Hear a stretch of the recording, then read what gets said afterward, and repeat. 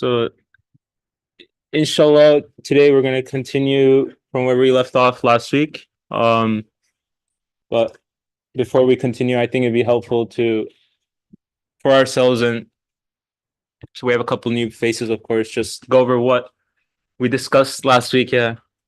Since you're a new face, let me let me give you the mic. So I think could you give us your thoughts or just something that stayed with you from the last week's discussion, or I think a few people can chime in and then we can continue on. Like you can start with the intro and then I can chime in. That was my intro. Okay. Okay. I mean, inshallah. So just like to jog the memory, because I know it can be hard if we don't jog the memory. But last week there was this concept of the names of God. We were even thinking about something about the numbering of the names of God.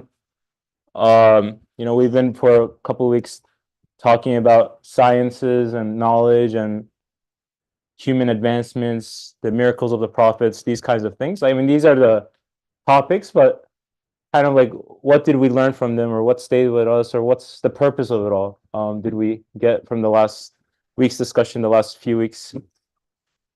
So if anyone would want to, okay. And you can start by introducing yourself. I'm just kidding. Assalamu alaikum. I heard about these discussions from my friend. Last week, as much as I can remember, as you said, we discussed the names as they are manifested in the creation. And we were discussing names as the qualities that we see in the creation. So we see that in the creation there is an order. Hence we say that, oh, I see the name of orderer. And we see it in the creation, mercy, and we say, well, there is this merciful one. When we put it like maybe from a quick recap from last week, when we put it that way, it may sound, for at least an unfamiliar ear, that we are suggesting that we need to discover these names. We need to define these names ourselves, right? When I say I see mercy in the creation, hence there must be a merciful one, it may sound like that. But rather what we mean, I mean, when we look at our reality, it doesn't require any rules or anything to put us on the right path. If we just honestly look at ourselves, we will see that we look at the creation and we see things like we see the mercy, for instance, but it is not always easy to understand that, oh, then there must be an absolutely merciful one which encompasses the entire universe. This comes with a revelation. The revelation tells us, oh, Birkan, you see all the merciful things that you've been observing in the creation. They are coming from the same source. They are coming from the merciful one. And when we hear that, we say, yes, it clicks with my experience. It fits to my experience. And I know that this revelation is true message. Otherwise, it's not like, we see something in creation and then we discover and we say that, okay, the creator must be the merciful one and so on and so forth. It works both ways. So our experiences and the revelation, they are working together. They complete each other, right? The revelation makes sense of our experiences, and the experiences confirms the revelation.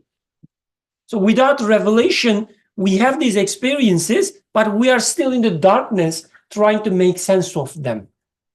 Only through revelation, only through, in our case, Qur'an, we make sense of our experiences. Otherwise, we see mercy somewhere, but when we look at Gaza, we don't see any mercy there. We see some evil things, and I cannot make sense of it, right? How the thing that are creating this flower in such a beautiful way, or my child in such an innocent way, in such a beautiful way, how can the same creator kill some other the children in a distant place in the universe, on the earth, that I feel terrible. It doesn't make sense. And then I need revelation to make sense of it. So we are using our experiences, yes, but we are not relying on them to make explanations. We need explanation. We need guidance that comes from revelation. That's what stay with me most. Jazakallah khairan. I think that's a very important point about how we read the Quran. It's as a translator. I mean, as Nursi says, it's the translator of our lives, like the experiences we have, emotions we have, what day to day things we're feeling. It translates it. It gives it. It helps us understand what they mean, and they come together hand in hand. Any other thoughts about last week? How about the concept of the names of God? Is that clear for people? Names of God, numbering, experiences. Sultan? I'm just going to call people's names. So what mostly stayed with me, in addition to what Brother Birkan mentioned, was the importance of like, we go through all these experiences, we study these experiences, we use the revelation to as a means to eliminate them, our experiences, but also this importance of like stopping and just like taking the time and to assess where we are in our journey, and not just like become some sort of fanatics, like where you are in regards to the revelation. I remember Yusuf probably mentioned last time, like there's like our journey is like 20 was it staircases or ladders or something like that, and like each time you cross a stair, like you raise your head, you see where you're going, just to make sure that you're not falling off the cliff, or you're not going in the right direction. And yeah, so that's what kind of stayed with me as well. Thank you. Okay, inshallah. Yeah, I think these names of God, like your life is a journey. Every day is a journey, like a different experience. Every moment is a different experience.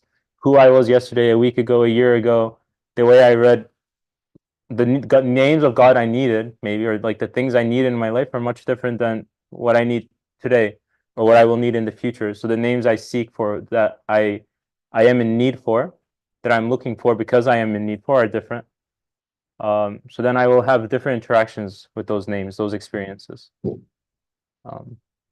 Yeah, and I think one last thing from last week I wanted to mention is when we say names of God, it might seem abstract in the sense that, oh, this thing exists, there's a tree, it exists, but now and there's a sun that's shining light on it, the tree is beautiful, the sun is shining light, and now you're trying to say, put this name of God there, like, oh, God is actually creating it or something.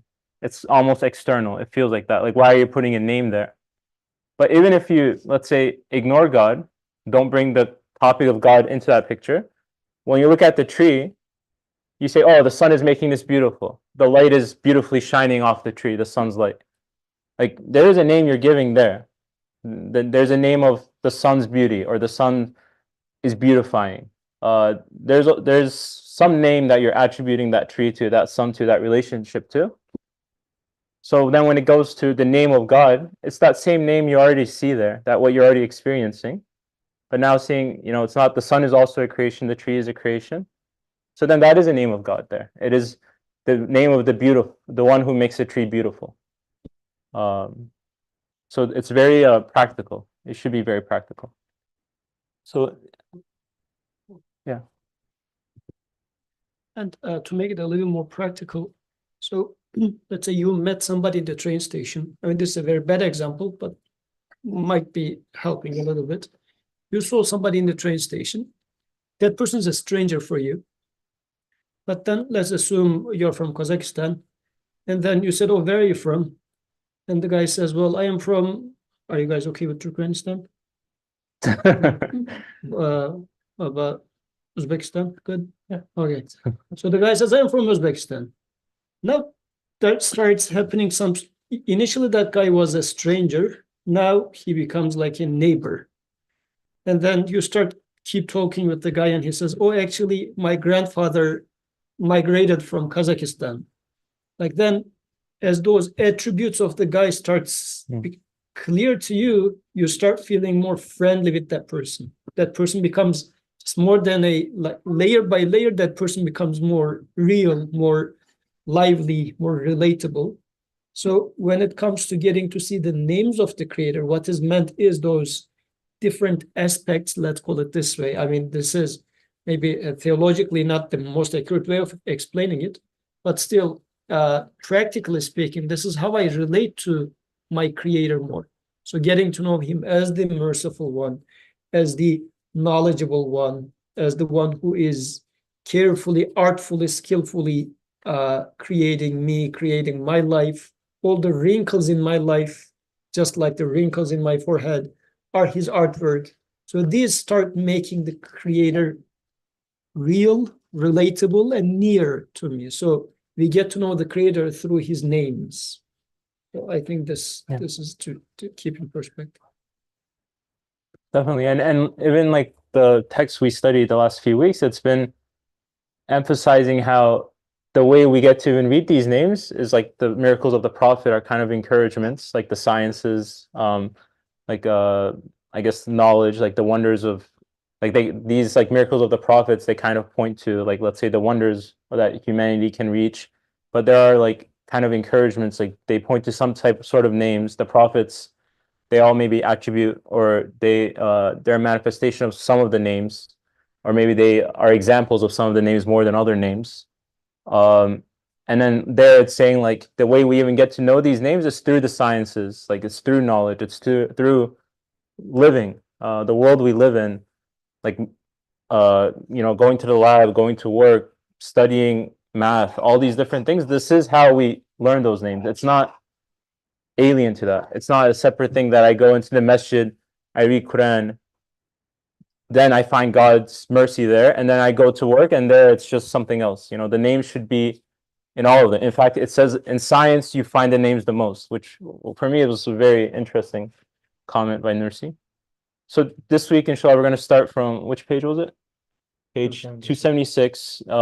Here, it's a continuation of the topic from last week, in the sense that we're going to talk again about these wonders of humans, or wonders of civilizations, like kind of the advancements they made, and two possible questions we might have about this.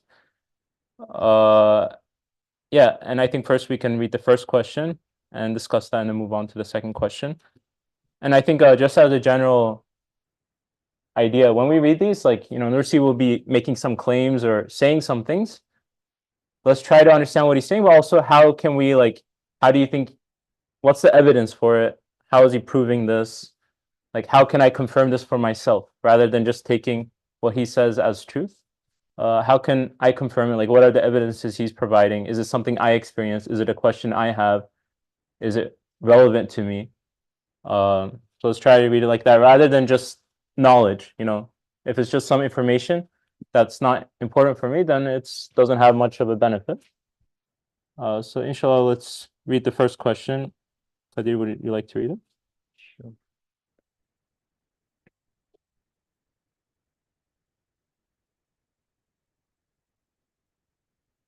Two important questions, two important answers to two important questions. The first, if you say the Quran was revealed for man, so why does it not describe the wonders of civilization explicitly?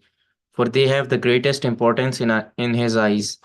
Why does it suffice with secret signs, concealed allusions, slight indications, and slender reminders? The answer: because the rights of the marvels of human civilization can only claim that much in the Quran's discussions. For the Quran's basic duty is to teach about the perfections and acts in the sphere of dominicality, and the duties and circumstances in the sphere of worship. So the rights of human wonders in these two spheres diminish to being only a weak sign and slight indication. For if they were to demand their rights from the sphere of dominicality, they would receive very few. For example, if man's aeroplane was to say to the Quran, give me the right to speak and a place in your verses, the planets Earth and Moon, which are the aeroplanes of the sphere of humanicality, would reply in the name of the Quran. You take a place in relation to your size, and if man's submarines were to ask for a place from the Quran's verses, the submarines of that sphere, that is the Earth, and stars which swim in the vast ocean of the atmosphere, and the ether would say, your place beside us is so small as to be negligible.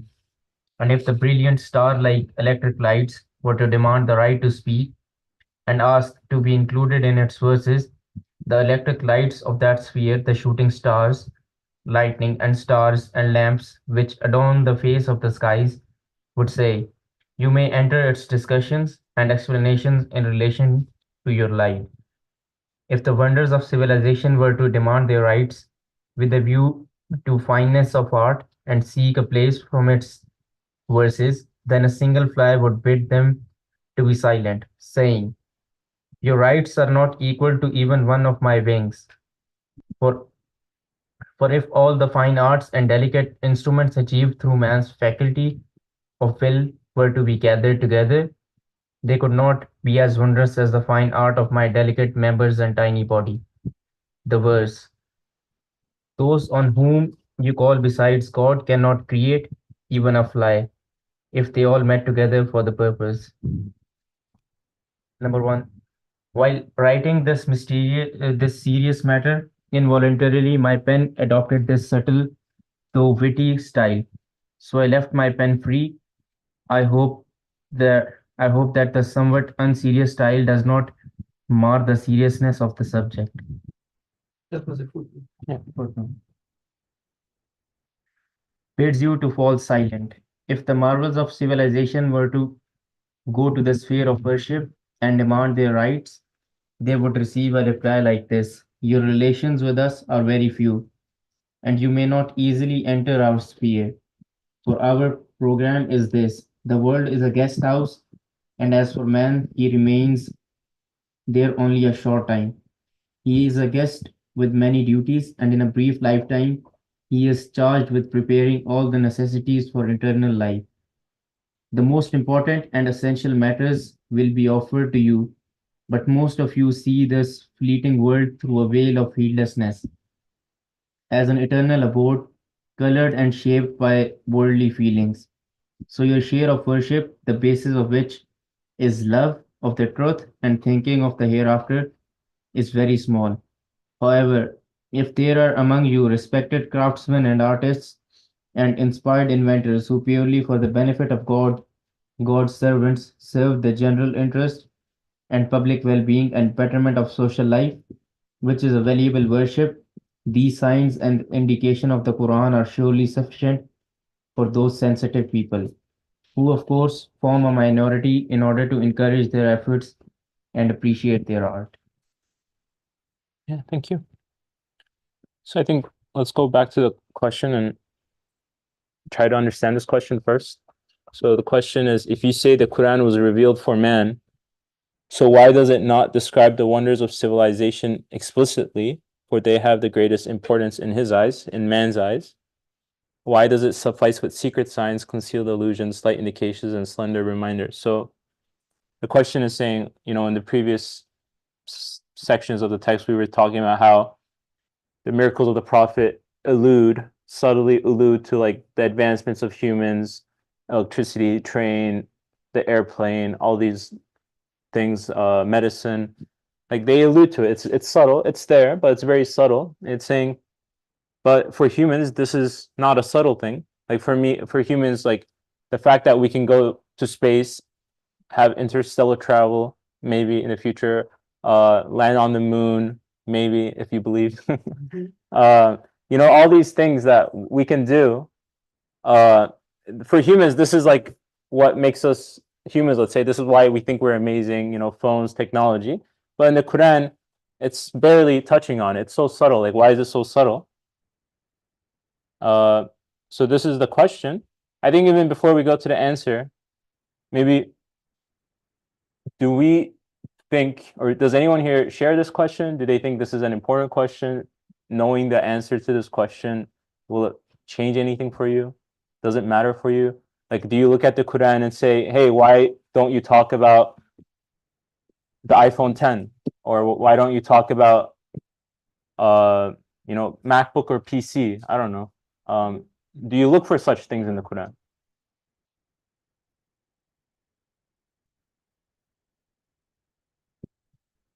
I do think that this is an important question. Like I've had discussions with some atheist friends, and they've said, like, if the Quran is a sign for the world, and or it holds signs for mankind so that we can see that God is there, why doesn't it talk about the Big Bang? Which I think is pretty similar to what this question is. It's like, that's a quote unquote wonder. We say that scientists say that that's where the world started from. So I think that that's like the same thing as the question in the book. Why doesn't it talk about man's discoveries? So I do think that the answer to this question is important. Okay.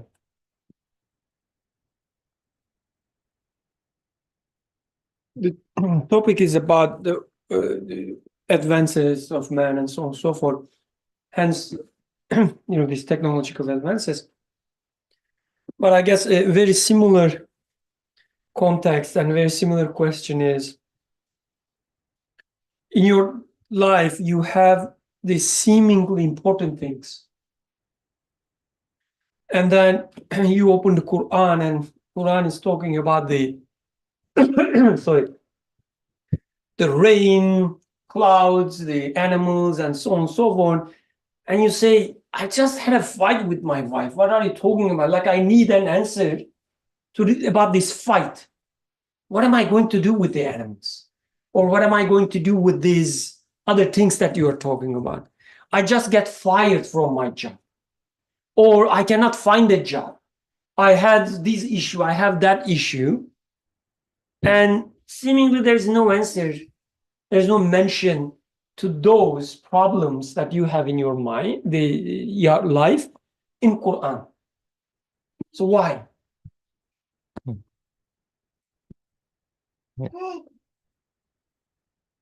Any other thoughts? If this question is relevant for you? I think the way Brother Rikan formed it, then you could definitely say, yeah. Let's just say your daily problems. Like, for me, it's also maybe alien to think of, yeah, why is the telephone not in the Quran? Why is the laptop or these other advancements, the airplane, jets? But definitely, I would think, what, like, my workplace issues, my family issues, my, existential issues. Those are things I'm like, I need answers to them. And I want to find them in the Quran when I look at it. And yeah, maybe explicitly, there's not an answer to how to deal with your boss at work, or how to deal with a certain type of society or something like that. It doesn't explicitly maybe point to it. I definitely have those questions. You have something more? Another example. Go ahead. Yeah. Now, taking it back to the context of the text. So almost like every, 15, 20 years, we talk about these great advances, how they will change the course of the humanity. Now it is AI, for instance, right? Everybody is crazy about all these advances in AI and so on and so forth, unless you are studying it. And the people think it's so enormous, like it's so important, that the entire human history is now changed. And this happens, as I said, like every, let's say, 20 years. 20 years ago, it was, let's say, something else. And then before that, it was internet. And before that, it was something else. Like, it always changing, but we always think this is the most important thing. And you're talking about the religion. What religion you're talking about? Like, people will become robots. We will, change our bodies. We will change our whatever. And you're still talking about, this religion. Aliens, and your religion cannot even answer whether there are aliens in the space or not, or whether this AI will become this or that.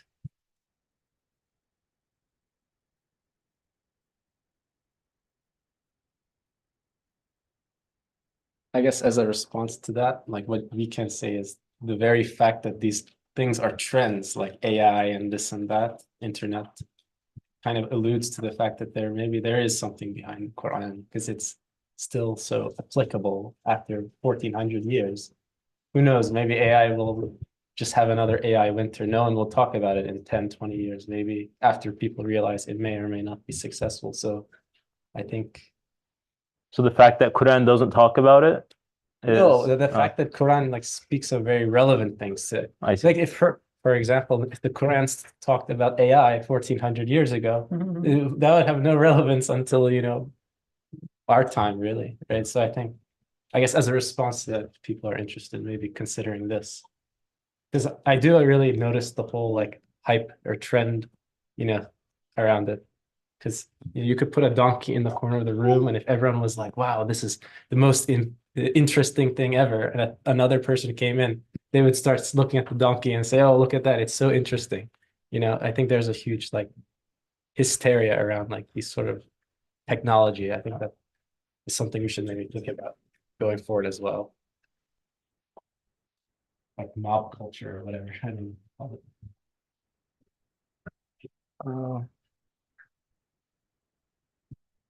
Yeah, I think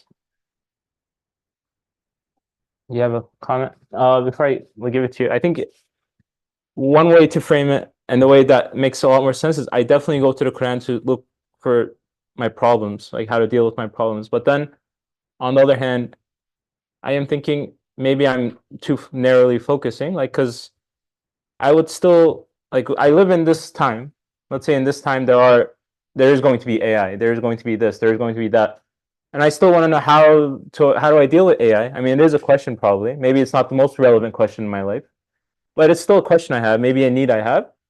Then I would want to go to something to give me guidance. How do I deal with AI? How do I deal with interstellar travel? How do I deal with it? I would, because I have those questions, I have those needs. So then I would go ask the Quran. It does seem to make sense. Someone who lived 500 years ago, they would want to ask something else according to their time. Maybe it's not the most important question for them, but it does seem to be a question. And we have a tendency to like come up with a very easy to demonstrate proof that Quran is the speech of God. And if Quran was talking about telephone communication and even giving it a name, then it would be very easy to convince our Christian friend or atheist friend and saying that, look, 14 centuries ago, Quran is mentioning telephone. It even says AT&T. And then the friend is going to, wow, then Islam is the truth, and he becomes like a convert, and then, okay, we conquered one more person. So like this being our attitude, we are really looking for such, again, I would say hypes, not to say that examples, bits and pieces of it exist, but we would value such a thing much more than how Quran is talking about the wing of a fly. So I think this is that question generally is happening in the sense of let's come up with a Quranic miracle, which is going to be not possible to say 14 centuries ago. And this would be the proof that the Quran is speech of God. I will read it, then I'll become a very firm believer. But the author's take is saying that, well, maybe you're looking at it from an incorrect angle. This is why you are in such an expectation. So let's fix that expectation. I want to frame the subject, this question, in a different way. Actually, I have drawn some ideas from the conversations we had, but so I want to ask that, how do the technological progress and innovations change the way human interacts with his existential problems? This question was asked like a century ago, and a lot of people were thinking that the advance of, let's say, electricity or train or planes would change the course of humanity so drastically that some of the existential problems would go away and be irrelevant. But it didn't happen that way. So we have been continuing to ask similar kind of existential questions. No technological advancement changed our concerns about our future, about our happiness, about our need to be understood, or about the way we are going to live our life, and wanting to live eternally. So I believe that no technological progress would change our concerns almost at all. So we are going to continue to ask the same questions over and over again until the doomsday. Yeah. So I think this placement of the progresses of the technologies in the Quran is very fitting to the relevance to our lives. Yeah. That's how I frame the conversation we are having. Jazakallah, do you have? Okay. Jazakallah khairan. I think also it's a perfect segue to now go into how Nursi answers it, because it's very much in line with what you said. How, I mean, when we look at it, we're like, yeah, these are amazing advancements. AI is going to change the landscape completely. 100 years ago, electricity is going to change the landscape completely. 200-300 years ago, I don't know what they found. Steam engines maybe are going to change the landscape completely. But then, so I look at it like that. I'm like, why doesn't the Quran talk about these things? And then Nursi, I mean, he starts with saying, for the Quran, the basic duty is to teach about the perfections and acts. And he uses two terms here I think we should look at, but the Quran's duty is to teach about the perfections and acts in the sphere of dominicality, the sphere of rububiyyah, and the duties and circumstances in the sphere of worship, sphere of ubudiyyah. So Nursi is saying that Quran's two basic duties are to teach in the one sphere, which is rububiyyah, dominicality, like the creator is creating everything, taking care of everything, keeping everything in order. There's some dominicality there. And then duties and circumstances in the sphere of worship. So there, now some things are, so in one sphere it's looking to rububiyyah, seeing the creator's dominicality, his lordship over things, his dominion. The other one is now the sphere of worship. It's looking how things look to worship.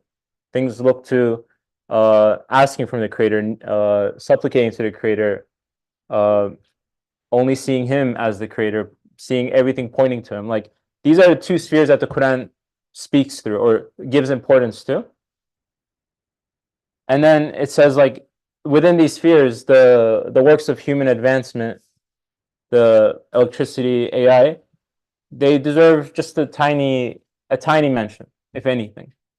Because, I mean, as was mentioned, like, you have, I mean, as Nursi says, you have all these advancements of human society, but then it says, can it even live or match the fly of a wing, the wing of a fly? Just the wing of a fly. And then I think, like, initially, probably, I mean, let me know your objections. Do you think all of human advancements, it's like, come on, Imam Nursi, okay, like, I respect you, but all of human advancements, you're saying the wing of a fly? Like, I feel like we did so amazing things compared to just a fly. Where's the mic?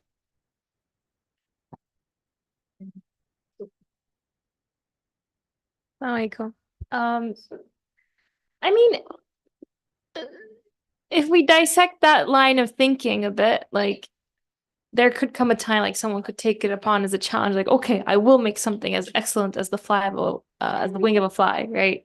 So I'm not sure if right now, like, yeah, there might not be an equivalent, right? But then it makes that conviction dependent on the lack of a specific possibility, let's say.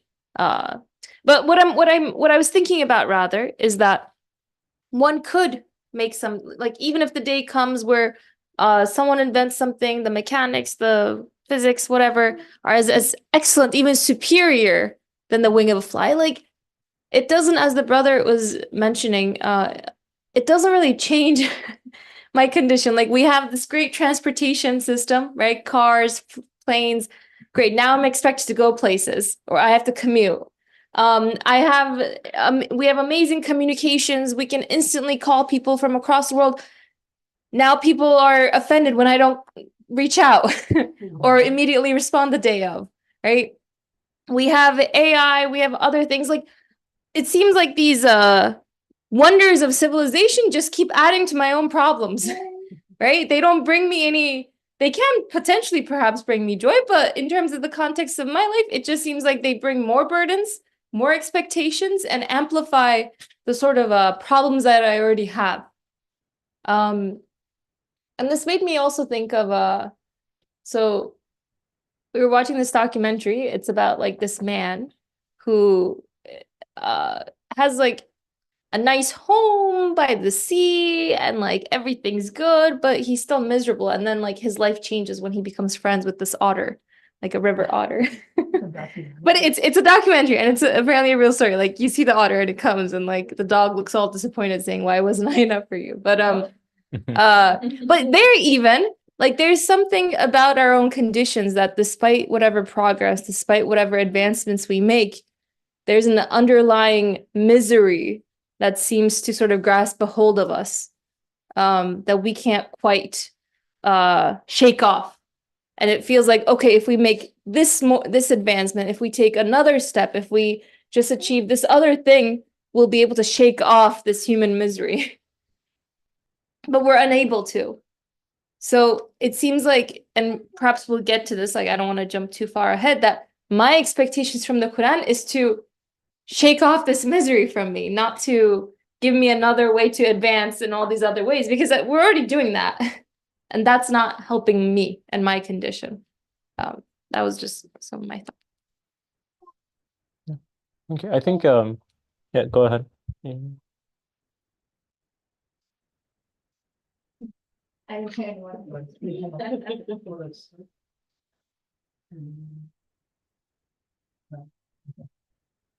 So I would like to address your question.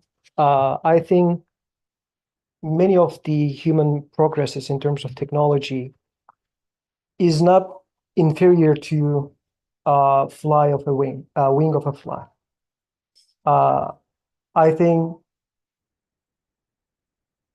a wing of a plane is worth understanding and analyzing the asma, the names of the of God, the same way that we should address the wing of a fly.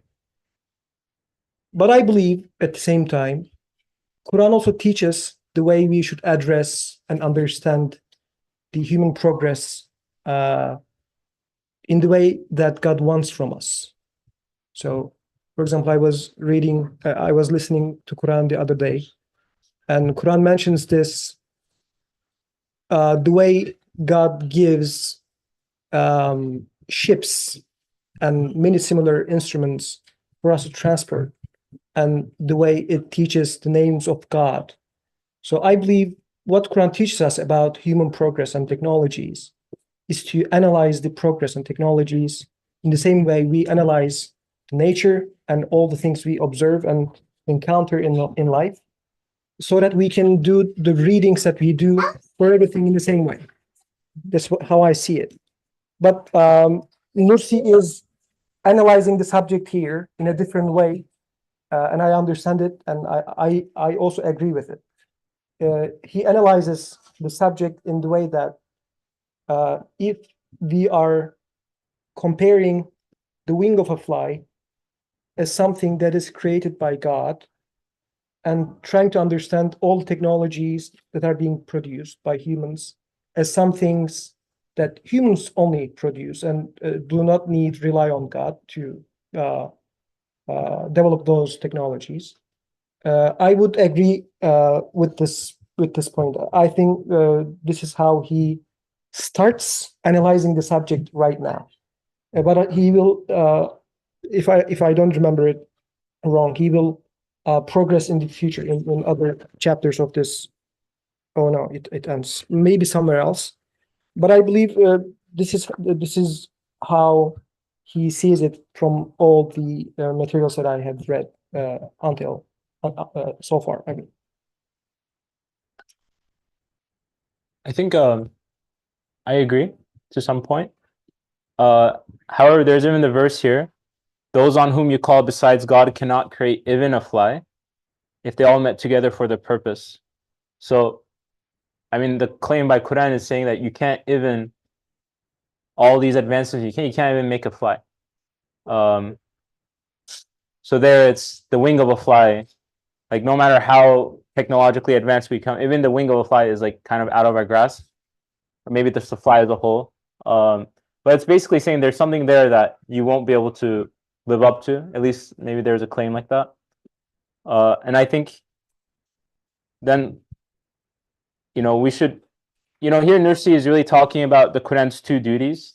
And maybe this is where I think if we understand this, we can understand the topic. Like it's looking at it through the sphere of dominicality and the sphere of worship. Like where did these spheres come from?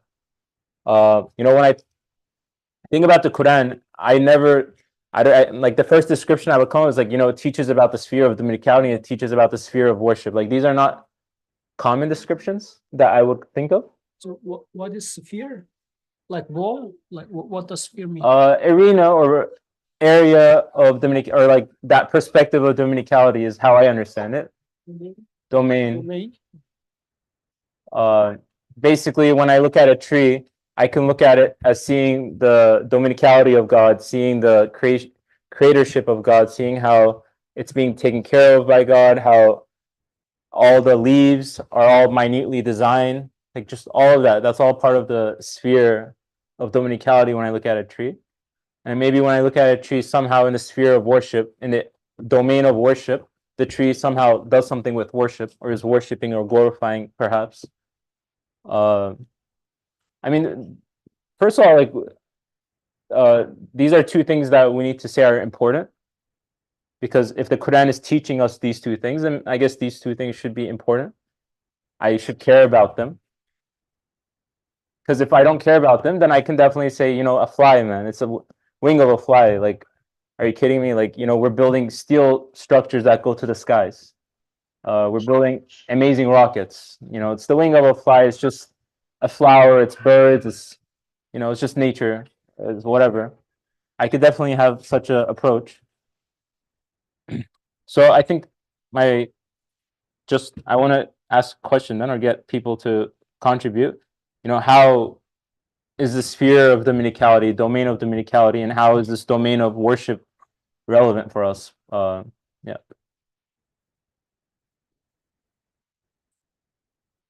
So I think I'm able to follow the discussion to some extent. I'm lost in a few parts. But just to highlight what I understand is, one thing, we shouldn't take it as, okay, here are the things that God creates, and here are the things that men or the humans create, and what God creates is better than what human create. We shouldn't take it this way.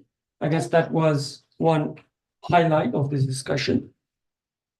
Because even the plane is the creation of a God. Just the mere existence of a plane, it's there in front of me. It means there's a creator of it, right? It's all God's creation. That's one highlight.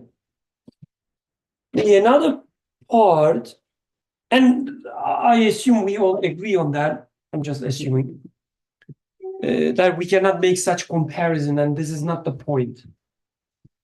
But there's also another thing, I guess, needs to be highlighted. Like, even if you take it this way, and people do take it this way, people would say whatever is there in the nature is the God's creation, and whatever we do with our advances, technology, it's our creation. People would look at it that way.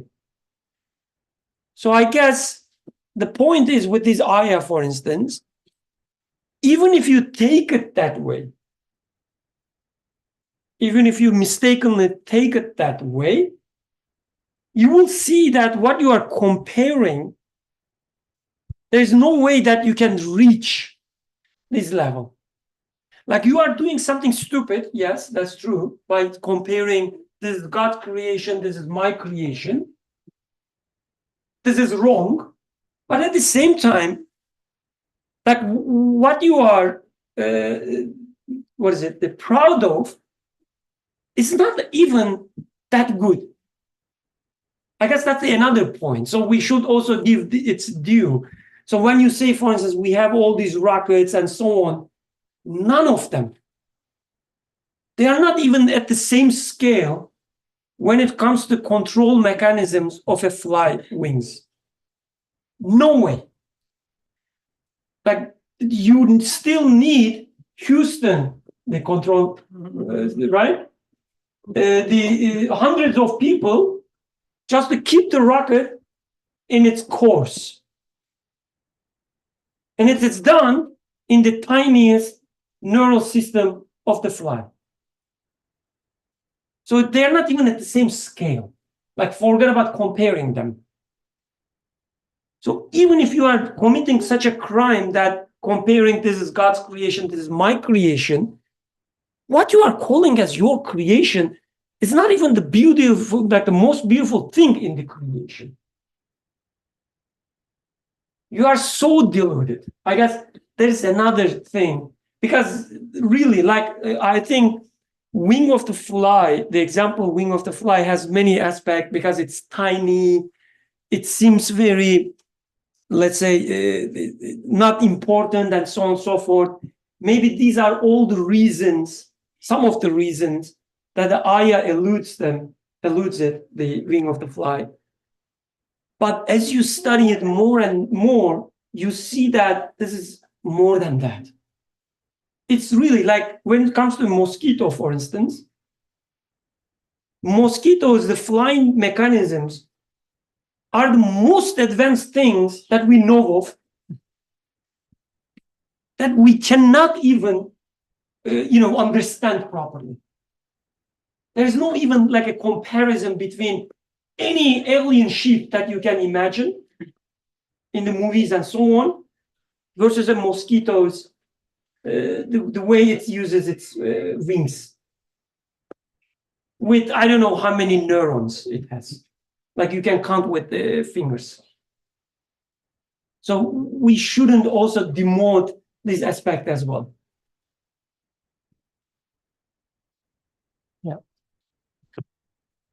I think here, for me, I mean, the way I approach it, and anyone has comment, raise their hand, or actually, I just saw your hand, Nuran Hazem. Do you have a comment? Sorry, I just saw it. It's okay. Assalamu alaikum.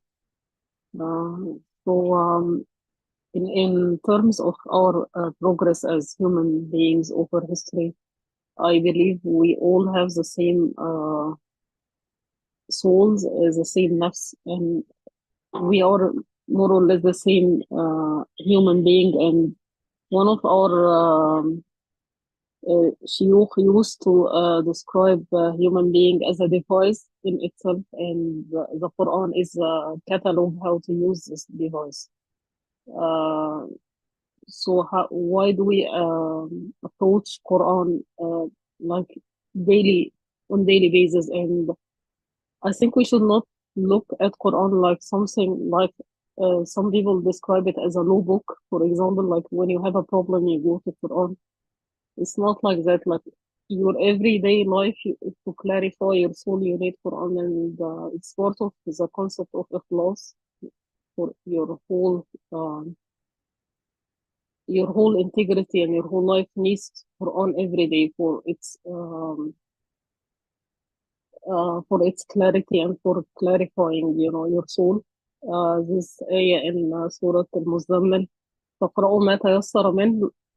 In this ayah, Allah is saying that He knows that you will be busy doing that or fighting or seeking risk. But at the end of the day, when you have time, just read Quran. And one of you was saying that whether it can help fix my daily problems. I cannot find the answer to my daily problems. As I think all of us, when we read Quran repeatedly, we find like a new meaning every time, and the meanings usually inspire you to solve your daily problems. Like, for example, if you have a problem with your boss, there is a ayah talking about uh, keeping your dignity and your integrity while dealing with anyone in a higher position.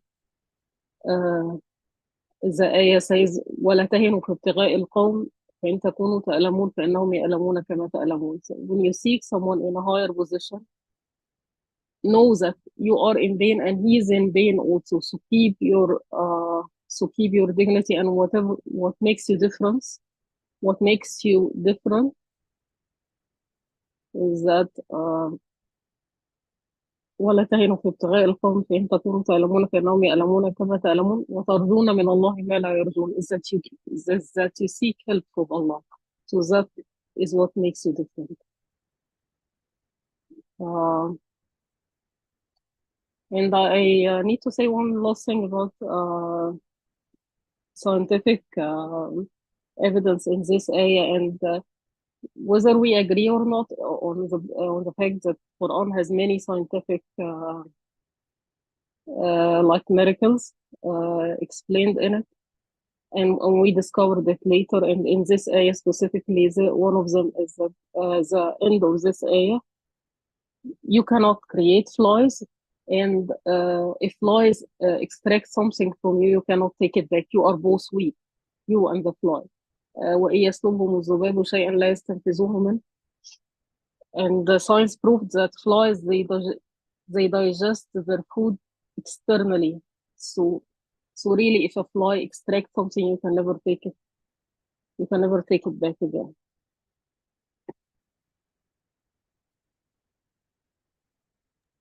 Jazakallah khairan.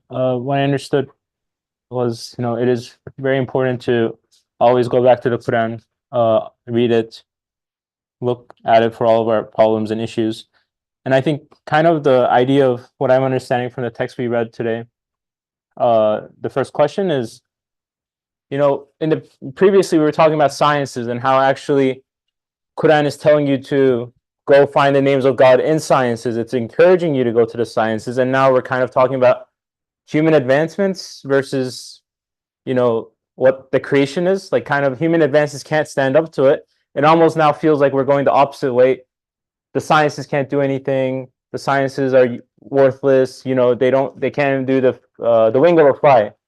Now, I think that's not the point here. My understanding is, if we look at it in terms of, again, it's saying teaching, like the Quran is trying to teach something. Maybe it's trying to teach the name of God. It's trying to teach how he is my creator. It's trying to teach how I should be worshiping him, or how, like, the purpose of my existence is to worship, to seek help from him, to return back to him, to see that all the names of everything around me comes from him. Like, that seems to be the purpose of the Quran. That seems to be the purpose of my existence.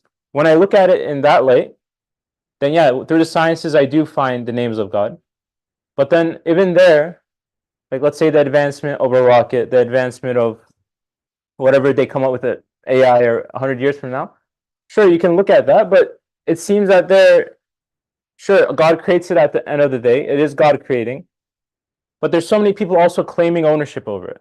Like, a lot of scientists claim ownership over it. We developed this. If, let's say, I make something, I claim ownership over it. There's a lot of veils or like obstacles to be like, oh, God created this. This is the mentality of God. The sphere of worship, again, trying to teach all these things. But then if the purpose is to teach me, the easiest way is first look at a fly. Like, don't look at a rocket, look at a fly. Look at the stars, like, not an electric lamp, but look at the stars. I mean, even in terms of degree, the star is billions of times brighter.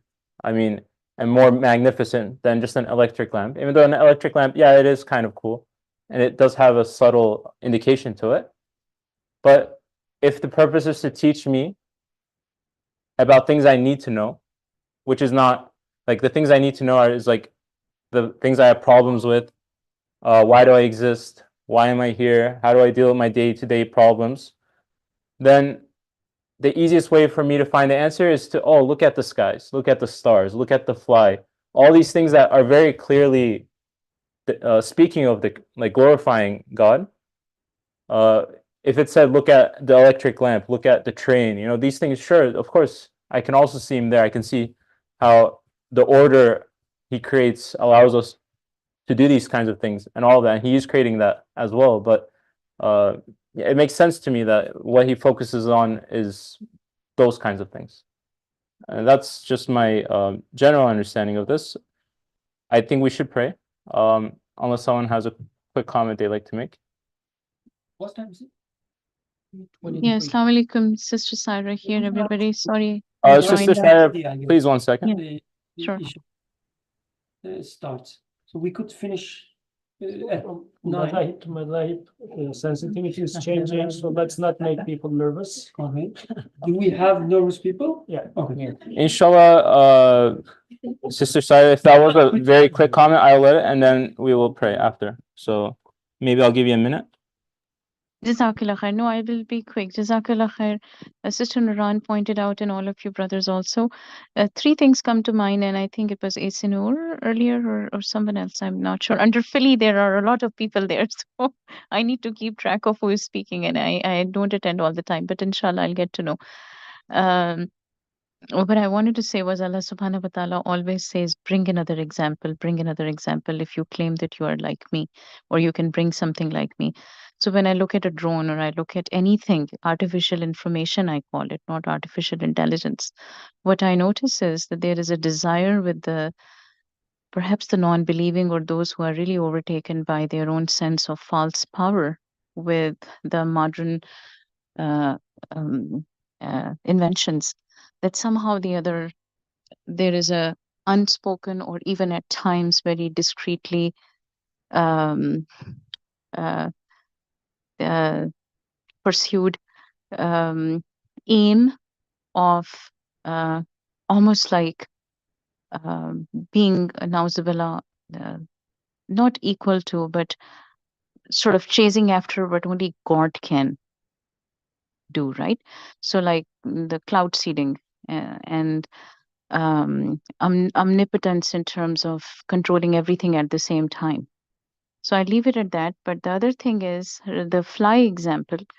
Allah Ta'ala in other ayat, I'm forgetting the exact surah, but does say that um, Allah Ta'ala doesn't, yeah, mosquito example actually. Again, the winged small insect, that Allah Ta'ala doesn't shy away from making an example of a smallest creation of his, because again, he knows the purpose of that creation in the long, big chain of life cycle on earth, and also that his creation is something that only he can create. So, in the context of this, the slide that you have up here, where they say that the planets Earth and Moon, which are the aeroplanes of the sphere of dominicality, would reply in the name of the Quran. You take a place in relation to your size. So I think everything that Allah has created basically, ideally, should be always as a sign reminding us of our, and this can mean many different metaphorical meanings, our place in the universe. Inshallah, after namaz, we can all talk about further. Jazakallah khair. Jazakallah khairan. Thank you. Inshallah, we will pray first. So maybe in 10 minutes or so, we will continue.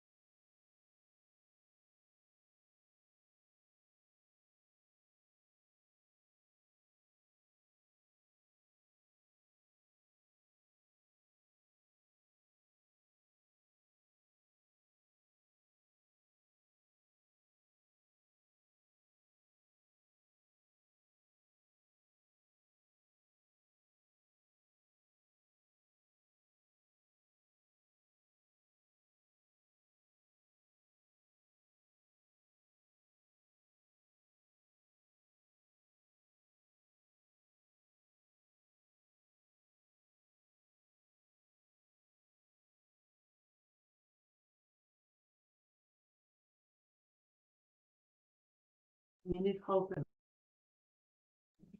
Assalamu alaikum. Inshallah, we can continue. I think you have your comment in mind still. Okay, we have one comment, and we can start from there. Assalamu alaikum. So I guess one of the important things we need to think about is how do we combat these sort of thoughts or feelings? I guess regarding to when we're presented with this science, so-called science that says, I can replicate a human, I can replicate a fly's wing, I can do this. How do we approach it? I guess one thing I'll say is, as someone who's I'm very interested in these fields and I follow them quite well, is if you really pay attention to whatever it is, may it be AI or newest biology or this or that, it's really fake. Deep down, it's fake. Like, I don't know if people have used these like ChatGPT or large language models. It's fake. You talk to it and you immediately know it. Like, I guess a good analogy is it's gilded, like it's covered in gold. If someone sells you a ring or a bracelet or a jewelry and says this is real gold, it's full 100% gold, but it's just gold on the outside, it's gilded, right? So they're cheating you if they sell you such a thing. In reality, real gold, like Allah's creation, you can't fake it. So, you know, it's like as if you have something that's right at the edge of your fingers and you try to grab it and it just moves 1 inch away and you're like trying to catch a fly or a feather. No matter what progress we make, it's even if we think it approaches or it has approached mimicking Allah's creation, it really is fake. And sometimes it takes an expert's eye to notice that, which is difficult because not all of us can be experts in all these fields of science, let alone even one. So it's kind of scary times, but really just looking at this technology honestly. For example, I think Professor Yusuf was sharing a story about one of his high school friends who was talking about when there's some sort of, they were speaking at his time about like, we're cloning a human. And one of his friends immediately jumped to the fact that, look, we've cloned look at what they've done. None of this is real. All your prayers have gone to waste. So he immediately took it as a conclusion that we have recreated the human being. We are God now. And there's no Islam. There's no religion. But as you can see, it's a very hasty assumption or hasty generalization. I mean, if we clone a human being, are we really the one making it?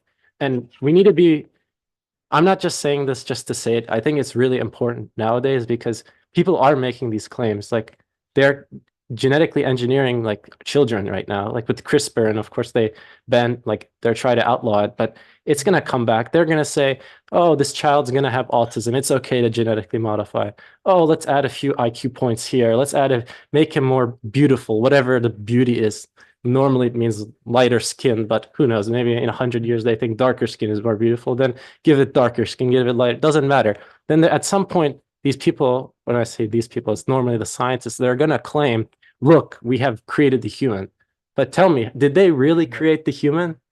At the end of the day, it was in someone's stomach for 9 months. And another thing they're doing is they're taking it out of the womb. That's something that they're interested in because they don't, subhanAllah, it's crazy times. But my point is, regardless of whatever it is, it's all gilded and we shouldn't be fooled by that. And in the future, even if, let's say, look, we've created a fly wing all on our own, we believe in the Qur'an and we know that cannot be the case. So just know that like there's some dependence on Allah there. Of course there's dependence on Allah, but if people make such claims, then know that they're really selling you this gilded jewelry, not a real gold like Allah's creation. And I guess this is a side comment, but forget the fly, forget like technology and science. Like, there's the claim in the Quran, replicate one ayah or one surah. I mean, let's just forget all technology, let alone that. We can't even do that. So why are we, but people will try to make these hasty like conclusions, like, look, God doesn't exist or this or that. And we need to be careful because they mess with people's iman a lot. Yeah, thank you. I think just to quick response, it's very interesting that the things you mentioned, and there's a lot you mentioned, so I won't be able to respond and others can join in, but in regards to science and also in regards to that verse you just said, you come try to replicate this verse in the Quran. I think that maybe 2 weeks ago or last week, we studied that part of the text where it was saying, the way he was interpreting that is, for the deniers, it's like a challenge. Yeah, come and try to do it. But for the believers, it's like, yeah, come and resemble the Quran. Try to live like the Quran. Try to speak like the Quran. Resemble like it. It's like supposed to be a way of like encouraging you to try to speak like the Quran. And then also for science, there it's, I guess, two ways approach. One, they use science to deny God. I made it. I own it. Oh, look at how all these advancements, achievements. But then Nursi is also saying, actually, the Quran, it's saying, jump into science, use science to read the names. Like for both of those things, definitely I see for the deniers, or if you want to deny, or if you become arrogant, you can definitely fall very astray. Maybe tomorrow the straight path. I don't know if anyone's touching on it. I don't think we are, but you can go very astray. But also, I really think it's interesting here, the Nursi, how he interprets that verse. It's an encouragement. How he interprets science. It should be a way to see the names of God. It's not evil. It's not bad. It shouldn't take you to arrogance and all these other things. Those are just my initial. But I agree that it is a very, especially science these days, it's a very complicated, nuanced field. You have something to say?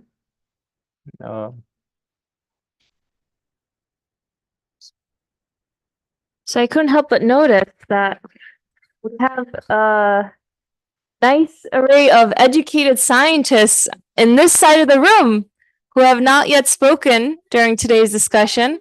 And I personally would like to hear their insights on their matter, maybe beginning with Sarah, inshallah.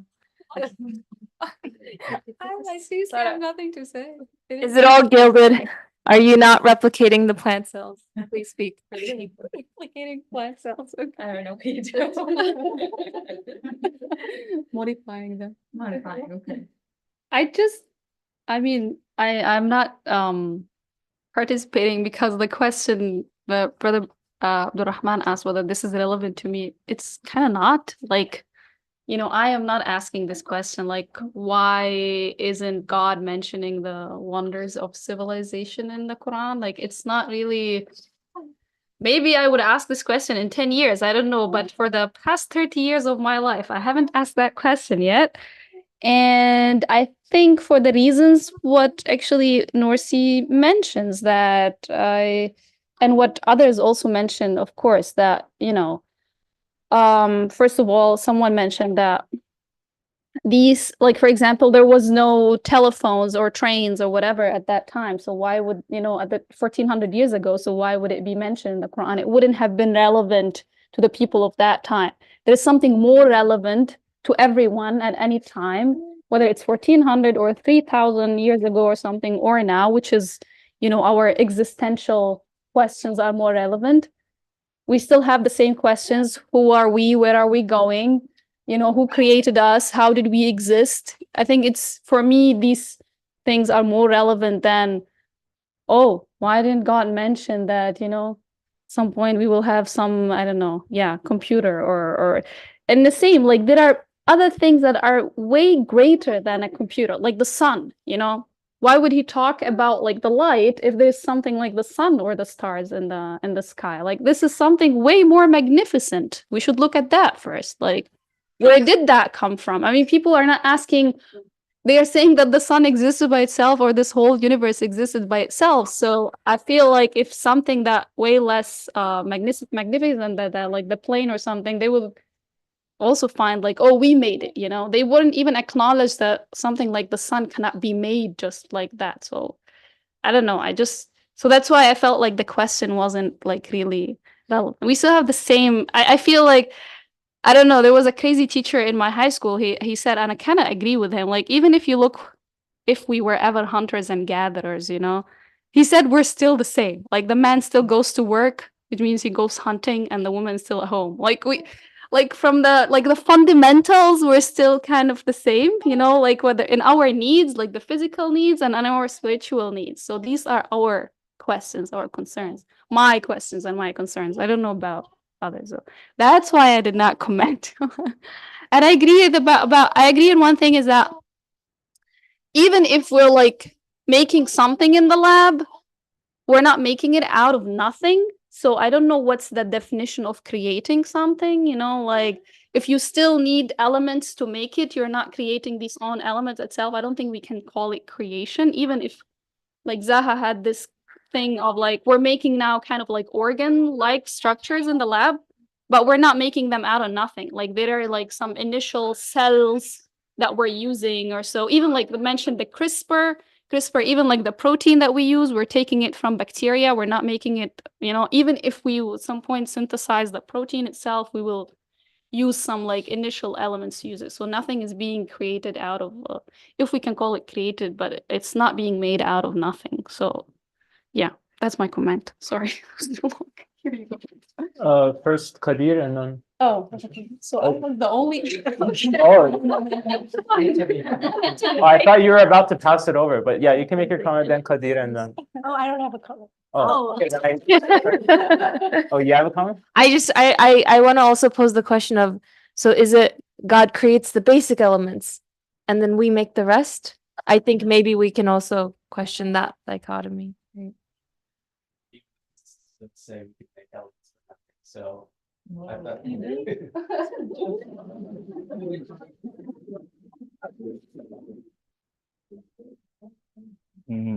I'm thinking about it from a different perspective that Brother Birkan mentioned in the beginning. It was about the smaller things and smaller problems that you have in life. Like, I do understand all of these problems, but I just have a counter question to that. Maybe we can come back to it later, maybe the next meeting.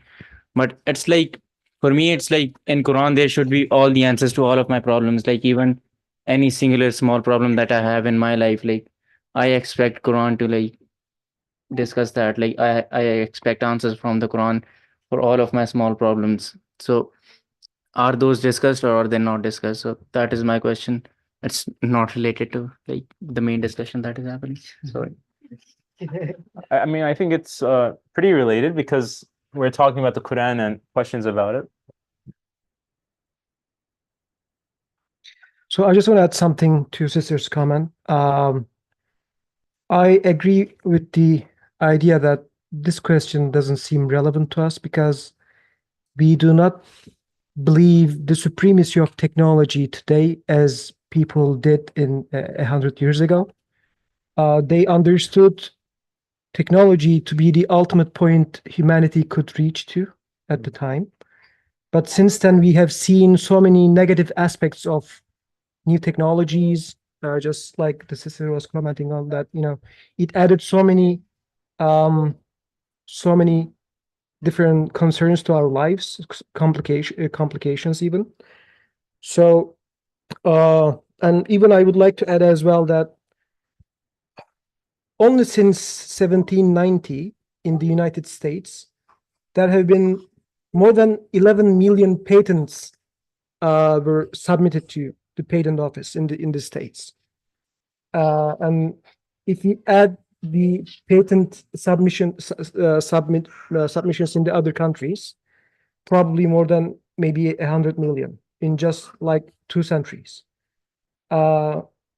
This question was asked at the time when technologies such as planes, trains, and electricity was regarded as the fundamental technologies humanity could reach to. And, you know, this perspective did not consider the fact that humanity probably would create probably millions of technologies in the future, in a couple centuries later. So if Quran would mention all those technologies name by name, probably it would be a very large list of book series. But to make the question more relevant to our lives, I guess we could frame it in a different way. We could think that we could pose this as a question. Did Quran give less weight to the idea that human production or importance of human technology in general and the way it means for us as humans? Because, you know, in Quran we see that humans should read the names of Allah in the creation, natural creation in a way, and it teaches us to behave like in a moral way. It teaches us to enter into a spiritual framework and speak to God. but the way humans should or should not create technologies, was it given less importance in general? So maybe we could pose this question in this way to make it more relevant, I thought. That's what I think one, we could ask this question: why did Quran give less importance to human technology? Like, what is the purpose of Quran? What is it trying to teach me? As we're saying, the sphere of dominical, the sphere of worship, these kinds of things. But I do want to kind of push back on it not being a relevant question. The more I think about it, the more relevant I think it gets for me. Because let's say 200 years ago, I don't know, back then, what you're dealing with is like, let's say nature, stars, plants, birds, these kinds of things. But now I live in a concrete world. I live in a very glasses, technology, computers, circuits. That's the world I live in. 5 monitors in front of me, my phone, always. And then like you might even say this isn't human. Like this isn't how humans are meant to live. And then my mind goes to like, I work in an office where there's monitors everywhere. So is it the fact that then the places I go to work, the world I live in, this time I exist in, is it inhuman? Is it unholy? Is it not a place for God? Is it not a place I can find God? I think kind of the question includes that kind of thought. It's like, how do I find God in these advancements, or these human advancements? Then how do I find God in the digital world I live in? So if I kind of form it that way, it does seem to be like a question that the more I think about it, the more practical it becomes. I agree with that. I agree with that, but this is still framing the question in a different way. We are not seeking to see in the Quran the technologies we are using today in this question. That's what I try to get I'm at as seeking well. how can I read those technologies? Yeah, that's like how do I read that. AI? How do I read digital world? Like how do I make sense of it? So I am seeking answers to those things. Yeah. Maybe I don't expect it to say AI, but how do I deal with it? I guess I'm seeking. Yeah. There was there something here? Did I miss? Okay, no. Go. So I feel like there's this psychology in general. We have a psychology of, like in the discussion, if somebody was to bring an example from a flower, when we are going to talk about the creator, is it a flower that's going to become more interesting and attractive for us? Or is it like somebody brings up some explanation saying that, oh, I am a professor of mechanical engineering, and I'm going to tell you about the planes.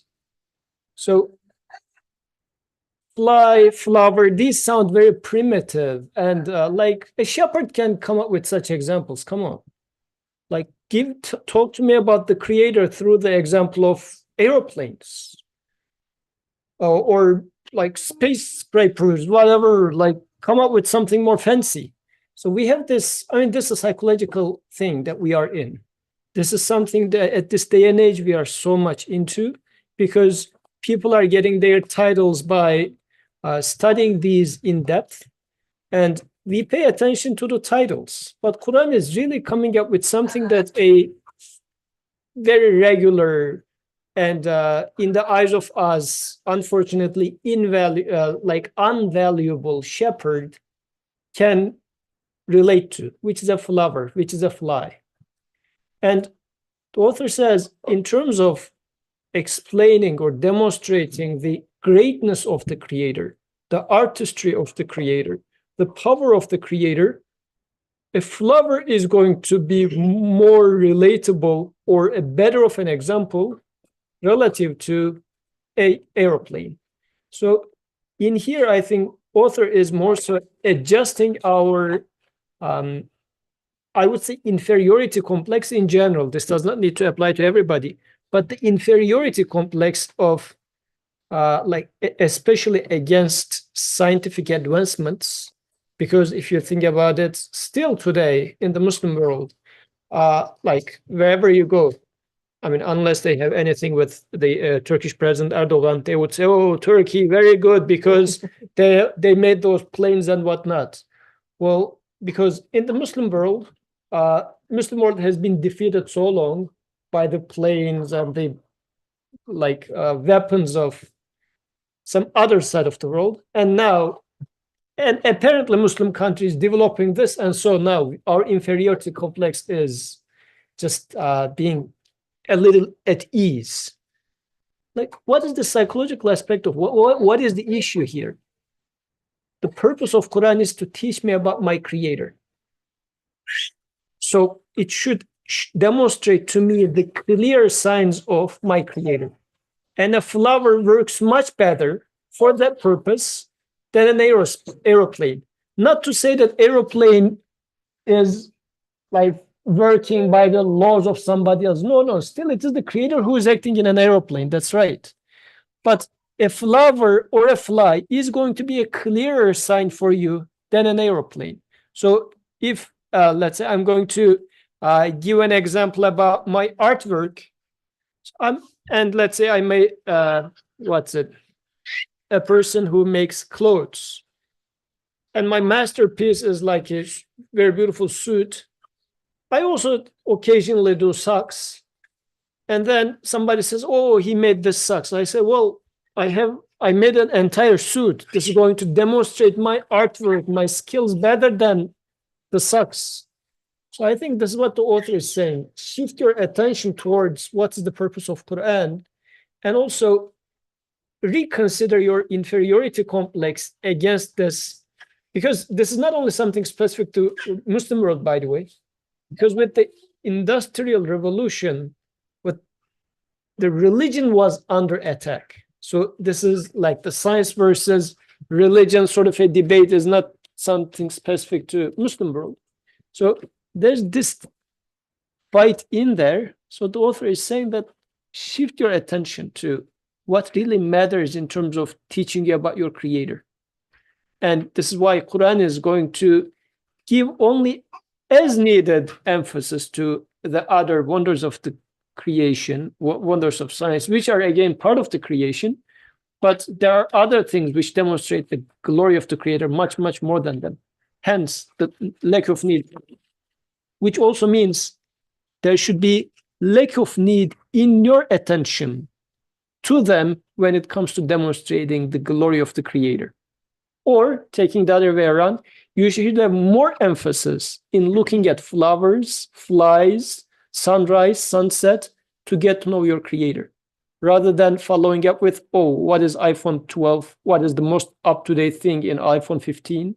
Like, your focus, point of focus is there. So this can also be read in this other way around too.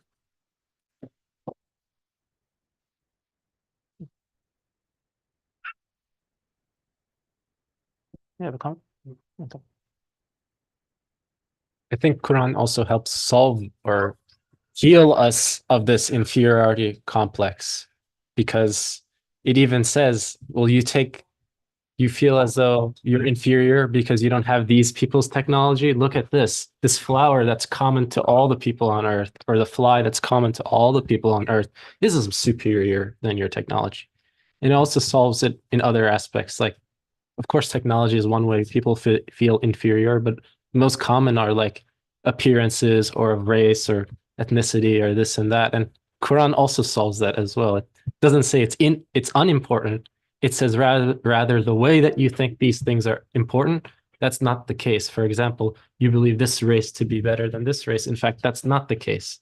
So similarly, I guess to kind of come back to what you were saying about the technology and, well, it's relevant in my life, like how am I supposed to deal with it? Quran, by saying like the fly, try to imitate it, is not saying this computer that you made, that's not a marvelous creation as well. It is, but the most marvelous thing is, of course, made by the most marvelous himself. That isn't made by the most marvelous. It's made by us human beings. Come on, we're not that special. Do anything. No, I'm saying like the fly, it's created by Allah, right? And Allah is so great. So if God wanted, he could have us create a fly the same way we might create a computer. So I mean, I think what it's trying to say is that, you know, humans put an emphasis on what they can do, but it always, in the Quran, it also says that humans can't do anything. that it's all from God. So I wouldn't say that the computer is less of a creation than a fly. I think it's just what God can do and what we can do. Is like infinity is not comparable to zero. You can't say that they're equal. I think kind of this was brought up in the beginning of the discussion. Even the laptop or these other human creations, like it's also part of the order of creation. It's also part of everything that exists, and also even there, like for you to claim that you created it or you built it or you engineered it, like first you have to be like, wait, do you even own your knowledge? Do you even own your thoughts? Do you own the creativity that you're claiming? Do you own all of those things? If you can claim ownership over all those things, then you have to claim ownership of, oh, there's a fact that there's a certain way that the universe functions. The fact that, okay, you can fly an airplane, but for it to fly, there needs to be air, there needs to be an earth, there needs to be spinning, there needs to be other planets, there needs to be all of these coming together. So if you can claim ownership over all those things step by step, then you can say we created it. So even that airplane is not a human creation. It doesn't end up being a human creation, but I think the point, so there are very clear manifestations, very clear names, and that's kind of I'm understanding to be the point.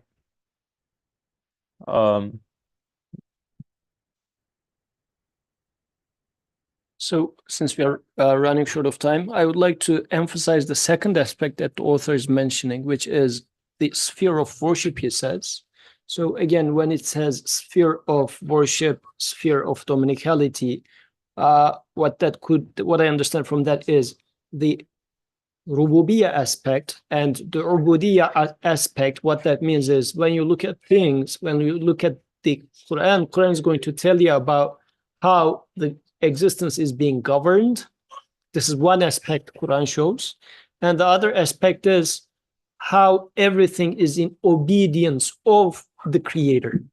This is the second aspect. So Quran is going to point to the governor, the creator, and also point to how everything is in perfect obedience to the creator, which applies to me as well. How much do I obey? How much do I submit to the creator?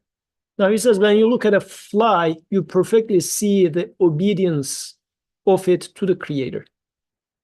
It is in perfect submission to its maker, to its creator. So it's a reminder to you, when you look at a fly, you can get the lesson of being perfectly obedient, being perfectly cognizant, and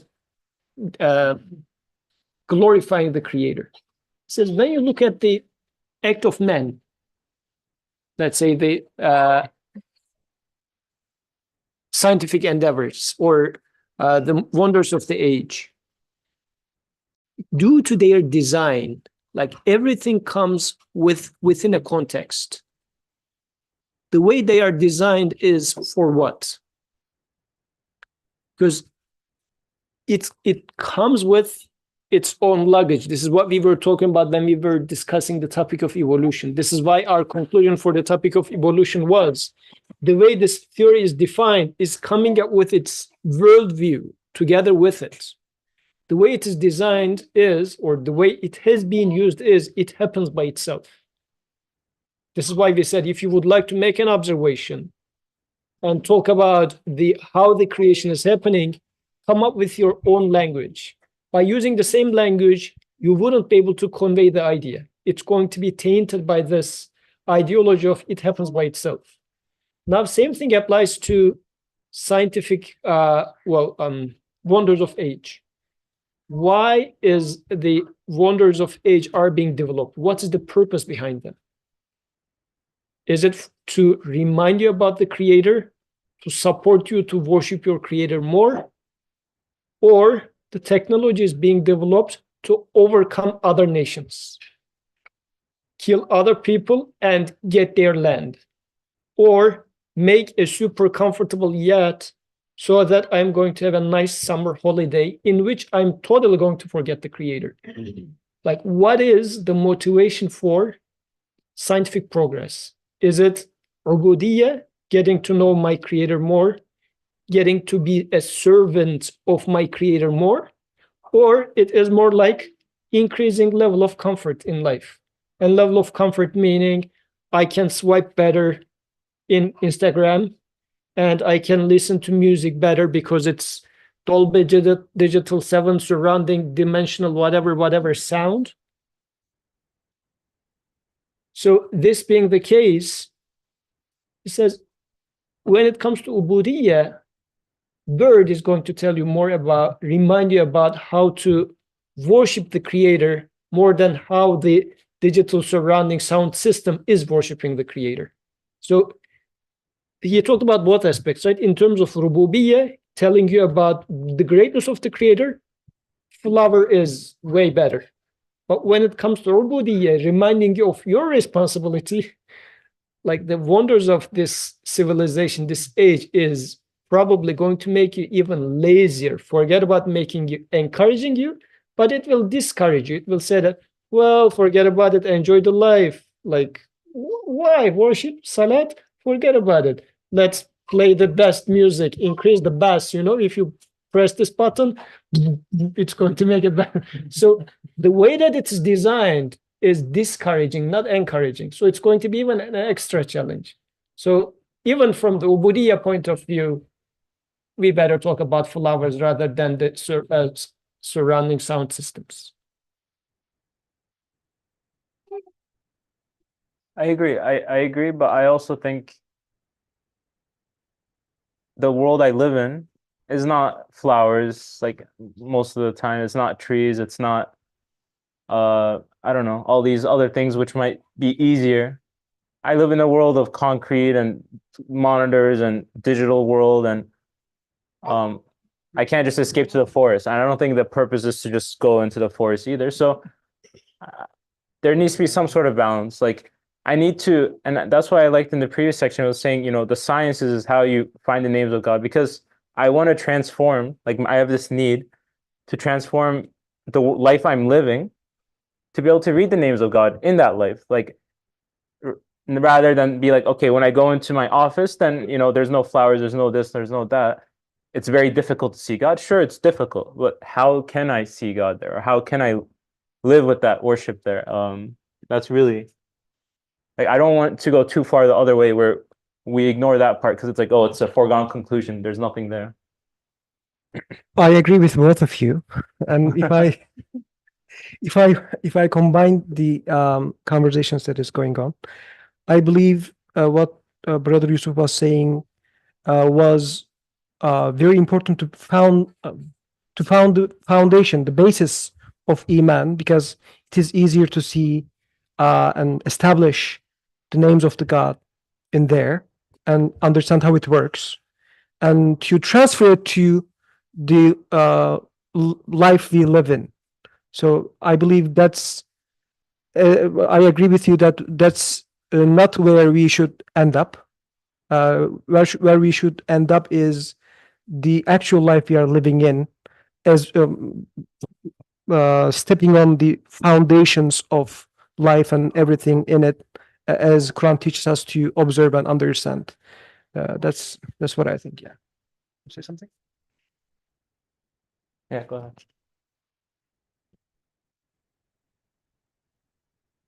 So there is also a choice aspect, though. Like when we say the life we are living in, it's not enforced on us. Like I'm not enforced to take a certain street. I can take any of them. And depending on my purpose, the street I take will change. If I say, you know, I want to be the fastest person reaching the work, I will take the shortest path. But if I say I want to think about something on my way, I will take the longer path. So there's always choice, like when we say life we are living in. And like wherever you live, you see the rain. There's no one probably on the earth, except maybe, I don't know, those who live very short time in a hot region. But anyway, we see the rain all the time. And like when we say that, oh, I'm looking for the name of God, in the way we transport things, right? I see this name of the God and that name of the God and so on and so forth. It sounds like, the example the brother Yusuf gave, like there's this full suit there, and you are so concentrated on the sock. Why? Because you as the sock expert, you have your YouTube channel on socks and so on, just for that reason. And because you want more and more followers, you say, oh, no, you can also read the name in socks as well. So just look at the rain, how it is transported. Like the water is in the ocean, it's evaporated there, carried through the clouds, and delivered here where it is needed. This is the most powerful example of the transportation that we have. It may change in, I don't know, a few 1,000 years, maybe we may have different examples. But for now, this is the most obvious example that somebody is delivering things where it is needed.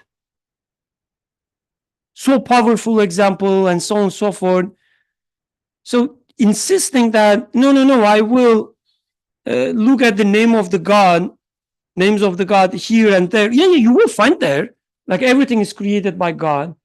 There's no such thing as human creation. Wherever you look, you will see the name of the God, names of the God. But it's like, you have all your the human friends, but you insist that no, I will look at the names of the God only with the rocks. Why? Because I'm a, what is it called, geologist? Yeah, I'm the geologist. So within my, the interest, I will see how the names of the God unfolds. Yeah, you will see some stuff there for sure. You will see it more than I do, probably. I'm not a rock expert.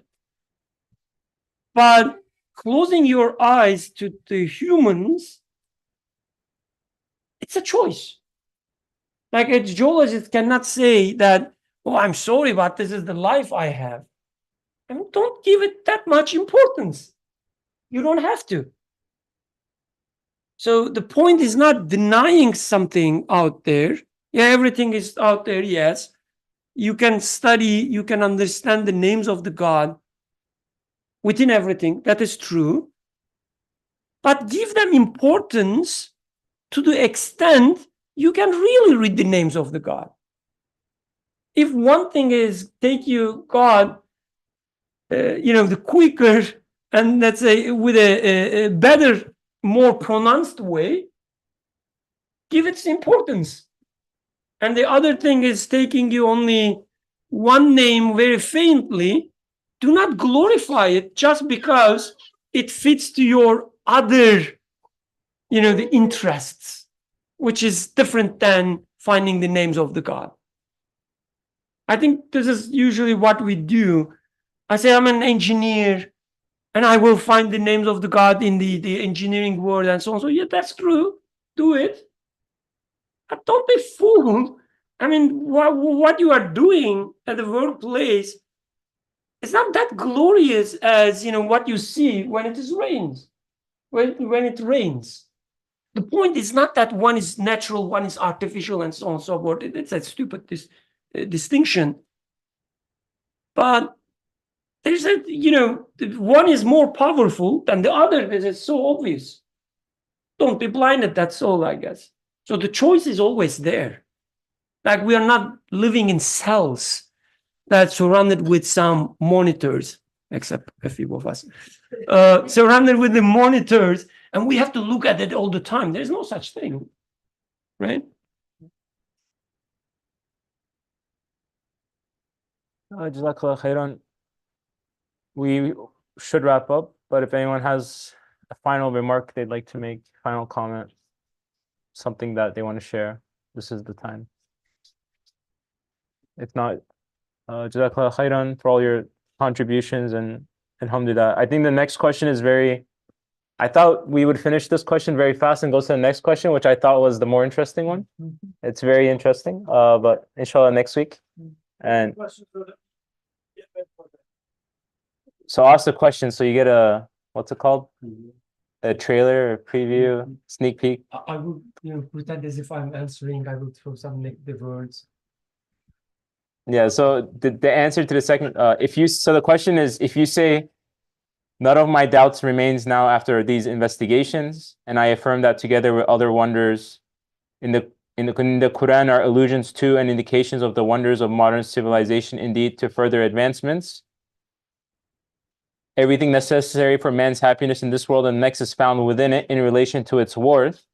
So basically he's saying, now you've convinced me the advancements of humans are only to the degree that they're valuable. So subtle indications, that's how much they deserve, and that's how much the Quran gives them.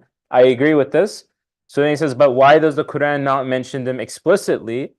So that obstinate, hard-headed people, unbelievers, would be compelled to confirm it, and our hearts also would be easy. So, okay, I understand that the value of these technologies advancements is very little, that it deserves only a subtle indication. But come on, why didn't it just very explicitly say 2011, Steve Jobs, iPhone, amazing stuff? So it would be very explicit, and no one will be able to deny it. That's the question. At least reorder the letters, right? When you pick the first letter of every ayah. Yeah, give some sign, be explicit, more explicit. Give me something about Bitcoin. I could have been rich or something. Yeah. So that's the question. And I think the answer Nursi gives, it's, just a sneak peek. He talks about life being a trial examination, a competition arena, all these things.